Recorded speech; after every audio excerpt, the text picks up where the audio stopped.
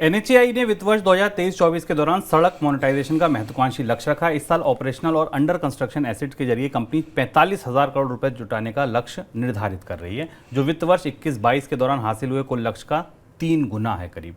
Sir, NHAI सड़कें बना रही है या बेच रही है? ये सवाल बहुत सारे लोग पूछ रहे हैं कि एनएचएआई सड़कें बना रही कि बेच रही। जो ताजे आंकड़े हमारे सामने आए हैं उसमें 30 स्ट्रेचेस को 30 हिस्सों को आइडेंटिफाई किया है, एनएचएआई ने पहचाना है, जो करीब 1987 किलोमीटर के हिस्से हैं जिन्हें इस साल बेचा जाएगा।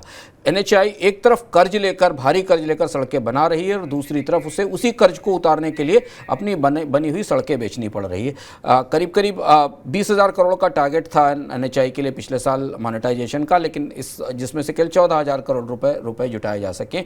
पिछले साल का नुकसान और इस साल को मिलाकर काफ़ी बड़ा 47,000 करोड़ रुपए सड़क बनाकर टोल के जरिए नहीं, बनी हुई सड़कों को बेचकर कर निकाला जाएगा। ऐसा क्यों हो रहा है? क्योंकि भारत की जो सबसे बड़ी सरकारी रोड डेवलपर है उसके भीतर कुछ गंभीर समस्याएं हैं जो हमें दिखाई दे रही। एनएचएआई रिकॉर्ड कर्ज में दबी हुई है। 2014 के बाद एनएचएआई के कर्ज में कई गुना बढ़ोतरी हुई है। उस कर्ज को चुकाने के लिए कर्ज की वजह से सरकार ने एनएचएआई को पिछले 2 साल से बाजार में बारोइंग करने से रोक दिया है।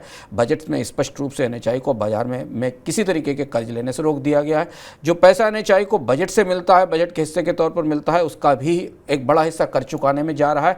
एनएचएआई के संकट के लिए जो भीतर उसके कर्ज का संकट बनता दिखाई दे रहा है, उसके लिए अब एनएचएआई की मजबूरी हो गई है कि वो बनी हुई सड़कें बेचे। लेकिन वो बेचेगी किसे? बाजार में ग्राहक होंगे कि नहीं होंगे? क्योंकि अभी हमें पता चला था कि भारत में पहले दौर के जो सड़क के निजीकरण हुए थे उसमें ऑस्ट्रेलिया की निवेशक थी मैक्वारी, वो अपनी सड़कें बेचना चाह रही है वापस जो उसने खरीद रखी थी। एनएचएआई के भीतर काफ़ी कुछ बड़े घटनाक्रम चल रहे हैं, लेकिन एनएचएआई की वित्तीय स्थिति और कर्ज की स्थिति का थोड़ी ज़्यादा दबाव में और चिंताजनक दिखती है। और ये स्थिति कितनी चिंताजनक है? एनएचएआई सड़कें बना रहा है या बेच रहा है? टोल कितने बढ़ गए हैं? टोल के बाद भी एनएचएआई नुकसान में क्यों है, घाटे में क्यों है? उसे बाजार से कर्ज लेने के लिए क्यों रोक दिया गया? ये तमाम सवाल अगर आपके दिमाग में आ रहे हैं तो आप इस हफ्ते यूट्यूब पे आने वाला इकोनॉमिकम देखना ना भूलिए। पिछले हफ्ते मोबाइल ऐप पर आ चुका है। अगर आप अभी उसे देखना चाहें तो मनी9 के मोबाइल ऐप पर जाइए और आप देखिए एनएचएआई पर हमारा सबसे ताज़ा इकोनॉमिकम, जिसमें अंशुमान जी ने पूरे धागे खोल दिए हैं कि कैसे एनएचएआई इस पूरे संकट में फंसी है, बिजनेस मॉडल में क्या खामियां थी, आगे का भविष्य क्या दिखता है, और एनएचएआई से जुड़े आपके दिमाग में जितने सवाल हैं सब आपको वहां मिल जाएंगे।